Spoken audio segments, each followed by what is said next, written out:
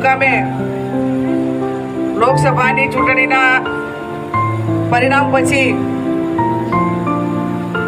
અભિવાદનનો કાર્યક્રમ અને આપ સૌનો આભાર માનવા માટે કરીને આપ સૌને આમંત્રિત થરાદ તાલુકા કોંગ્રેસ સમિતિ આયોજિત કર્યા છે। ત્યારે આ કાર્યક્રમમાં આપણી વચ્ચે ઉપસ્થિત જિલ્લા કોંગ્રેસ સમિતિના પ્રમુખ આદરણીય ભરતસિંહજી વાઘેલા, ચોટણના માજી ધારાસભ્ય પદ્મારામજી, થરાદના માજી ધારાસભ્ય ભાઈ શ્રી ગુલાબસિંહભાઈ, સાતા સરપંચ તેજદાનજી, સરપંચ શ્રી ભાઈ શ્રી આબાભાઈ, ભીખાભાઈ, પ્રધાનભાઈ, ગીતાબેન, રામજીભાઈ, બાપુ, તુલસીભાઈ, કોંગ્રેસ પાર્ટીના ભાઈ શ્રી મોગીલાલભાઈ, કોંગ્રેસ પાર્ટીના સૌ વરિષ્ઠ આગેવાનો, વડીલો, યુવાન ભાઈઓ અને બહેનો, સૌ પ્રથમ તો આબાભાઈ જ્યારે મારા બાબલા અશોકના લગ્ન કર્યા અને હું અબાસના મામેરું જમાડવા ગઈ, એ દિવસે માથા માથે ગોળો ઉપાડ્યો હતો અને બીજો આજે આ થરાદ મુકામે તમને બધાને માતર ખવડાવવા માટે આવી અને ગોળો માથા માથે ઉપાડી અને એક આપણી સંસ્કૃતિની જે પરંપરા છે એ જાળવી રાખી વાયદો આપ્યો હતો કે મામેરાની માતર ખવડાવવા માટે આવીશ। એટલે મામેરાની માતર ખવડાવવાની શરૂઆત પણ સમગ્ર બનાસકાંઠામાં આ થરાદ તાલુકાથી પાછી કરી। આજે આખા જિલ્લાનો અભિવાદન કાર્યક્રમની તારીખો લેવા આવે છે, પણ સંસદનું સત્ર 24 તારીખે ચાલુ થવાનું છે ને આખો જિલ્લો અલગ અલગ આગેવાનો મળવા આવે એટલે ભાભરે રહેવું પડે ને। ત્યાં પ્રદેશ સમિતિમાં પણ સન્માન હતું અને આપ સૌનો ખૂબ પ્રેમ સ્નેહ અને લાગણી આપણા અનેક આગેવાનોએ ખૂબ વિસ્તારથી વાત કરી। આ ચૂંટણી માત્ર સંસદ સભ્ય થઈ જવા પૂરતી નથી। આ ચૂંટણી લાંબા સમયના રાજકારણ હોય, આપ સૌનો નાના મોટું ટાંબુ હોય અને એક અન્યાય સામે ન્યાય માટે અવાજ ઉઠાવવા માટેની આ ચૂંટણી હતી। આપણા આગેવાનો તમારા વચ્ચે ચૂંટણી દરમિયાન પહોંચાણા ના પહોંચાણા, તમે જાતે બધા ઉમેદવાર હતા અને ગૌરવવંતો ઇતિહાસ એ બનાસકાંઠા જિલ્લાએ સ્થાપિત કર્યો। મને પોતાને જ્યારે આ ચૂંટણી હું લડવા મેદાનમાં આવી ત્યારે તમને બધાને મેં કીધું હતું કે હું અત્યારે ધારાસભ્ય તરીકે છું, હું ચૂંટણી ના લડું તો પણ મારે વ્યક્તિગત રીતે ચાલે એમ છે। હું મારા વ્યક્તિગત માટે જો પૈસા માટે કે એના માટે ચૂંટણી લડતી હોત તો અહીંથી ઘણા બધા નાના મોટા ધંધા લેવા માટે કે નાના મોટા ભ્રષ્ટાચારો કર્યા હોય કે ભવિષ્યમાં કાંઈક મેળવવાનું છે તો ઘણા માણસો આપણા જે આપણે રાત દાડો એમના માટે મજૂરી કરી હતી અને જેમના માટે આપણે સામેવાળા માટે લડ્યા હતા એ પણ ટક્કર ના દાલ્યા ને મને તો આ ચૂંટણીની અંદર ઘણા બધા સમાચાર એવા મળ્યા આપણા વિસ્તારમાંથી કે ગેનીબેન ભાજપવાળા મધે ને એના કરતા તો 3 ગણું પણ આપણે અહીંથી ક્યાંય નહીં કરે છે કે મેં તો કેવું પણ કરે છે મને કે પાણીથી કરીને સોટી ઊંધી કરે છે। મેં તો પણ ચમ એનું તો આપણે કઈ બગાડ્યું નથી, એમના બધાના પ્રચાર કર્યા છે, વોટ અપાયા છે અને કે ધંધા રોજગાર તો શું એ ચૂંટણી લડતા તેના ધંધા રોજગાર નતા એ નહીં જતા પણ હર હંમેશા આપણાને કોઈક વેત નમે તો આપણે હાથ નમવાની તૈયારી રાખવી પડે। અને હું તો એક દીકરી હતી, એક બહેન હતી અને આપણે હંમેશા કહેવત હોય છે કે ગણ ઉપર ગણ કરે એને તો વ્યવહાર કેરો વટ, જે તમે ગણ ઉપર ગણ કરો ને એને તો એ વ્યવહાર કેરો વટ, પણ અવગણ ઉપર ગણ કરો એને મરદાન કેરો વટ કહેવાય। એમને તો એક દીકરીની અત્યારે જે અમારો ગણ તો ઉતારી અને એક બદલો ઉતારવા માટેનો એક સમય આ વચ્ચે આવ્યો હતો। ખેર પરિવાર મોટો હોય અને મને ચૂંટણી લડતી હતી રાજીનામા પડતા હતા ને આ બધા ટાઈમમાં થતા હતા પાણીથી સોટી પણ કરતા હતા એટલે થોડુંક એવું દુઃખ લાગતું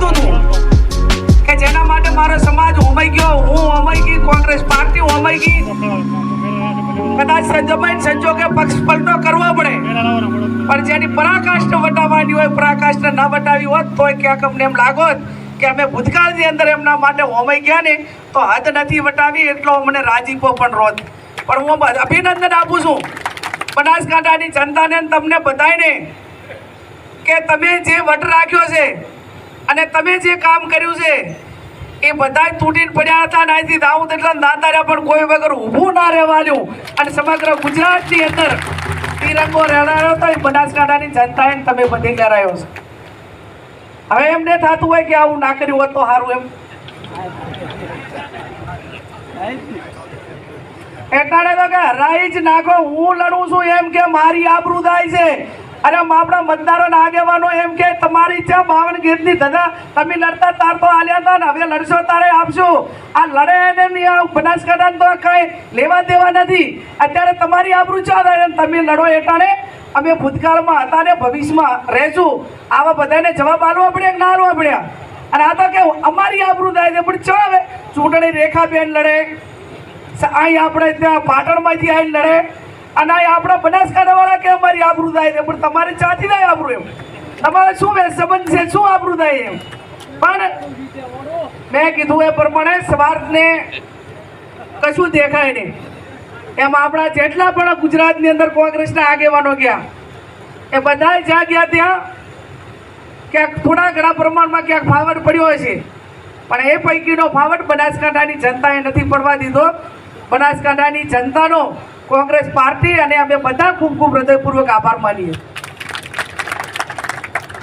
આખી ચૂંટણી પત્યા પછી કયા પ્રકારના ચૂંટણીના સમયમાં સંસાધનોના ઉપયોગ થયા, મને મીડિયાવાળાને એમને બધી પૂછ્યું કે બેન આ છબીમાંથી એક તમે જીત્યા અને આ તમારી સીટ તો એટલી અઘરી હતી કે તમારે ભાજપ કોંગ્રેસ સામેની ચૂંટણી નથી.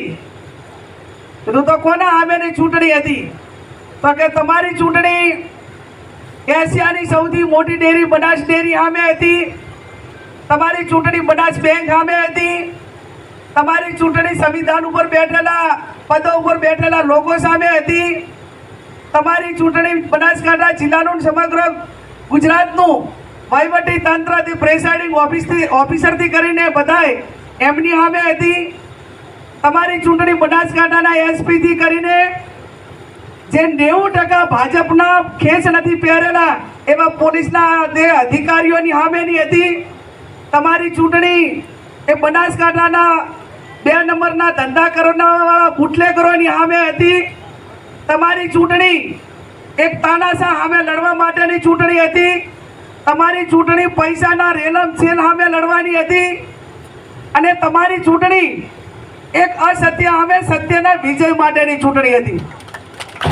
ત્યારે આ તમામ સંસાધનો સામે કોઈ પણ પ્રકારની લાલચમાં આવ્યા સિવાય હવે આ ધીમે ધીમે પોસ્ટમોર્ટમ થશે ને એટલે ખબર પડશે જેટલાને ડેરિયાના વાયદા આલ્યા, જેટલાને નોકરીઓના આપ્યા, પેલા 2022માં વાયદા આલ્યા હતા એ તો પાછા આવતા રહ્યા ખાસા બધા, પણ હવે આ 24 વાયદા આલેલા 27 કામ આવશે પાછું. આપણે નફો તો છે જ કેમ કે ત્યાં સુધી તો નહીં કરે કઈ.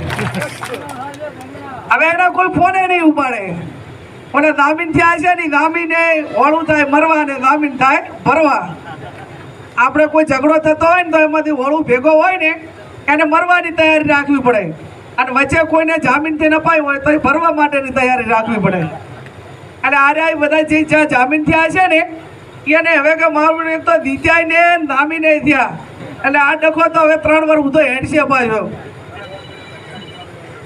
અને જે ગામ વધારે વોટ આપે એને 25 લાખ એટલે એ 25 લાખ વાળા ગામોની યાદી બનાવો.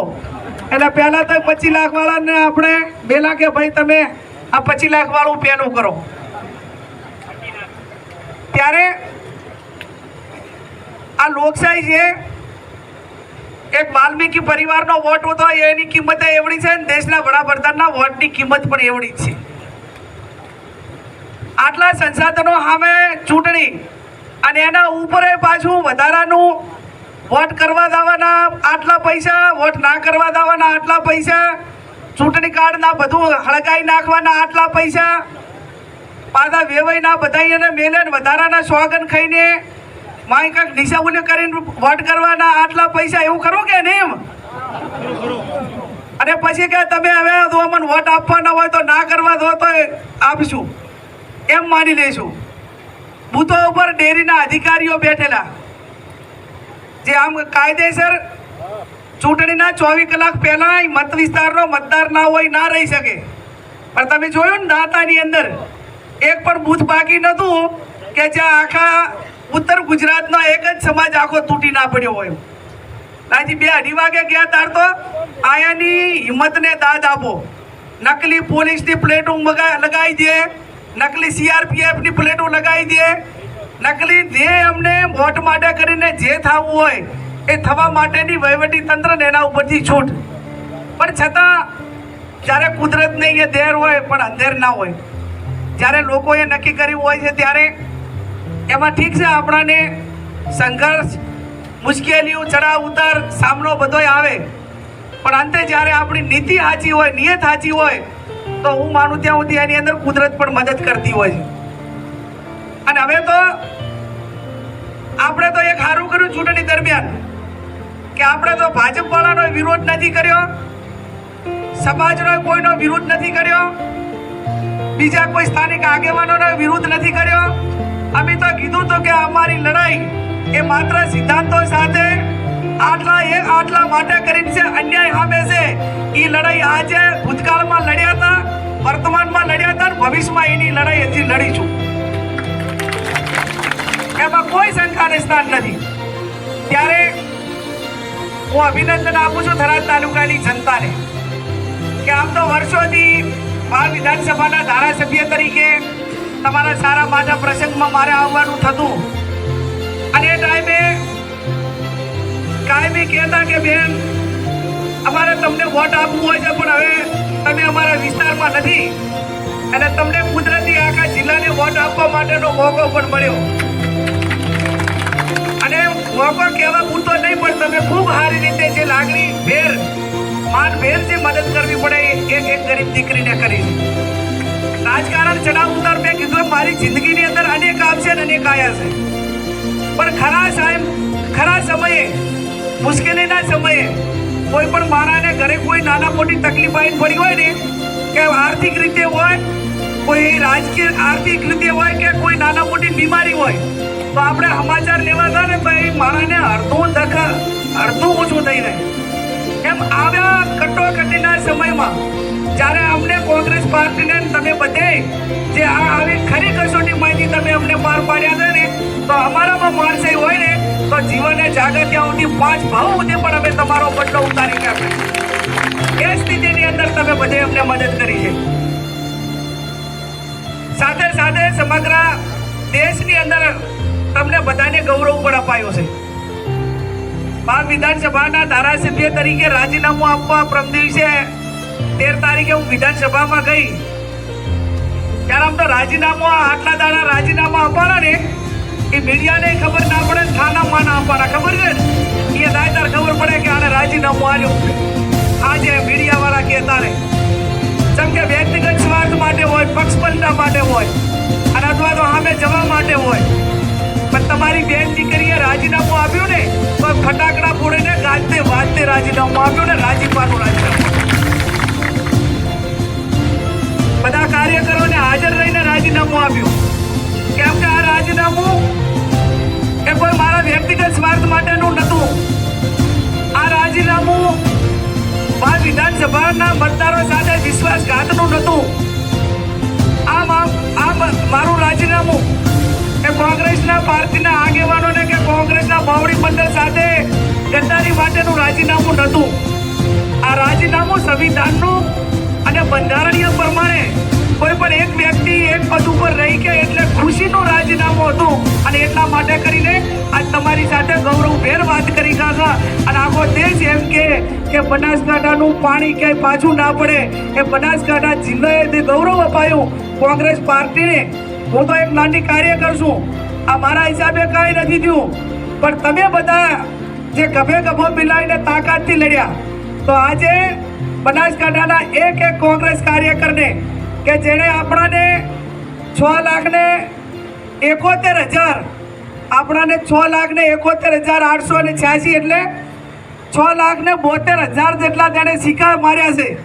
એ સિક્કા મારવા વાળા, બટન દબાવવા વાળા એ કોલર ઊંચો કરીને થરાદની બજારમાં દિલ્હી કે ગાંધીનગર આવે ને એટલે ઊંચા કોલર હાથે આવશે કે અમે વોટ આપ્યો હતો ને મારી બેન અત્યારે આઈટીની અંદર. એ તમારા બધાના હિસાબે છે. આજે ભારતની અંદર ગુજરાતની અંદર બનાસકાંઠા એની નોંધ એ વિશ્વમાં તમામ ગુજરાતીઓ રહેતા હોય. આફ્રિકામાં આફ્રિકા વાળા બિચારા રમતા હતા, તમને ખબર હોય, વિડીયા જોયા છે. અર્થાત તો કેની બેન આવડતું નથી, ગાની બેન કે કોઈ ગાની બેન કે એમની ભાષાની અંદર બધા દેશની વાત કરે.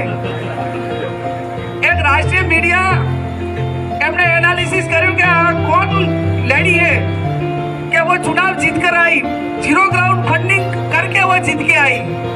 એટલે જીરો ગ્રાઉન્ડ ફંડિંગ એટલે એમ કે લોકોએ વોટે આપ્યા ને નોટે આપીને વોટે આપ્યા. આ ચૂંટણી તો કેવી ને મોદીના ગઢમાં. અને બધા જે મીડિયાવાળા ને એમ કહે છે કે આજે શું કર્યું, કોઈ આ કોંગ્રેસ વાળી એક સીટ ભેગા માટે ઈવીએમ બગાડ્યા કે શું એવું. એને હજી તો એમ કે આટલા લોકો મજૂરી કરી, મહેનત કરી, પણ પહેલા દિવસે જે દિવસે ટિકિટ જાહેર થઈ એના પહેલા આખા જિલ્લાની માંગ હતી કે કેની બેન ચૂંટણી લડે, કેની બેન ચૂંટણી લડે. એ તમારી માંગણી અને તમારી બરાબરની ટિકિટ હતી એટલે તમારી બધાની જવાબદારી થઈ પડી. અને જો આપણે જબરજસ્તી 70 દાના ટિકિટ માંગનારા હતા અને 70 માંથી કોઈને ના આલી તો એ ટિકિટ પાછી ગઈ કે ના ગઈ? તો 70 દાને હક કર્યો કદી જાય ના. લોકો આગેવાનો જે પક્ષમાં બેઠા હોય કાર્યકરો નક્કી કરે.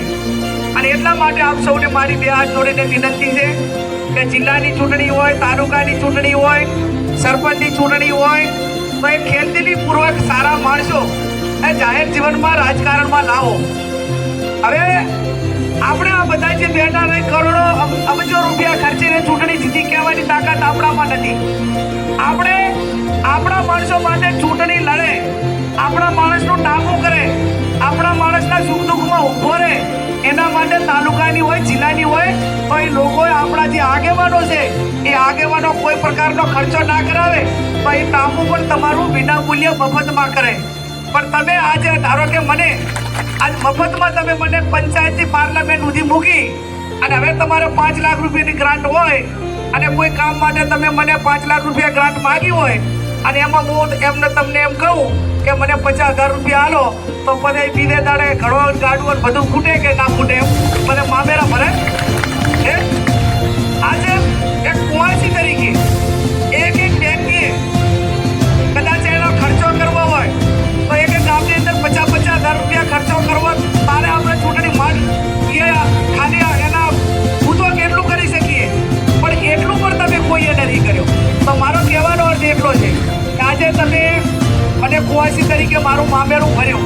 અને કુવાસી કેવી હોવી જોઈએ આપણી સંસ્કૃતિ પ્રમાણે કે બે ભયાને સમાધાન કરીને ભેગા બેહાડે એનું નામ કુવાસી કહેવાય. બે હગાને ભેગા બેહાડે એનું નામ કુવાસી કહેવાય. અને ચાક વેદના જોવે અને એની આંખોમાં આંસુ ના આવે ને તો એ કુવાસી ના કહેવાય. કોઈકની વેદના અને વેદના આમ ભલે હું ગમે એટલી તેજતાથી કડક છું પણ જ્યારે મને વેદના નામનો શબ્દ કોઈ મારી નજરની સામે દેખાય ને કે આના માટે એક વેદના વ્યક્ત કરવાનો આ મારા માટે એક રાજધર્મ નિભાવવાનો સમય આવ્યો છે. તો ભૂતકાળની અંદર સંગીતાના લગ્ન હોય કે કોઈ પણ પ્રસંગો હોય તો ક્યાંક રાજધર્મ નિભાવવાનો હોય, ક્યાંક માનવતાવાદ નિભાવવાનો હોય કે ક્યાંક કોકનો સહારો બનવો પડ્યો હોય ને તો મારી ક્ષમતા પ્રમાણે ક્યારેય મેં પીછેહટ નથી કરી. એની પણ ભૂતકાળની અંદર તમે અનેક વખત એ વાર્તા પણ જોઈ દે ને તમે નજરની સામે નિહાળ્યું છે. ત્યારે આવનાર જિલ્લા તાલુકા પંચાયતમાં ખભે ખભો મિલાવીને નીચેથી ઉમેદવારો નક્કી કરવું. જો આખો આ બનાસકાંઠા લોકસભાનો ઉમેદવાર આખા જિલ્લાએ ભેગા થઈ અને સર્વાનુમતે એક નામ નક્કી કર્યું કે ના કર્યું? આખા જિલ્લાએ આખા લગભગ 12 તાલુકા અને 20 લાખ મતદારો આટલા બધા ભેગા થઈ અને એક નામ નક્કી કરી કહેતા હોય તો તાલુકાના 5 ગામ આવતા હોય, જિલ્લાના 15 ગામ આવતા હોય, તમે 5 ગામવાળા ભેગા થઈને એક નામ નક્કી કરી ગો કે ના કરી ગો? એક નામ નક્કી કરીને આવું વઢડાવતા ને કે 2-3 લડવા થયા તો વળી પાછો હાર્યો હેરાવાના છે. આપણા બનાસકાંઠા મોટો ફાયદો એ પણ તે જ ના થયો કે બીજી કોઈ લાંબી લાઈનવાળા જ નહોતા હરાવવાવાળા, અને ક્યાંક નાના મોટા હશે તો કાંઈ વળે એવું નહોતું. એમ બહુ કાંઈ મતદારોની અંદર ફેર પાડી ગયા એવડું મોટું કાંઈ નહોતું. ચાક સહકારી માળખામ સંકળાયેલા હોય, ચાક આમ લાગણીના સંબંધો રાખવાના હોય, ચાક આમ ઓલા માટે કરીને એમ કે હેડો આવડું મોટું વેર વરવું નથી, વળી ચાક ઓલું કરશે, ચાક વળી કોણી લાગણીવાળા હોય. પણ એ બહુ છે શું કરે, કહેવા કોને જાય, લાગણી હોય પણ કહેવા દાવાની કોઈ બોલી હોય નહીં. પણ છતાં 95-99% એ બનાસકાંઠાની કોંગ્રેસ એક થઈને ચૂંટણી લડી.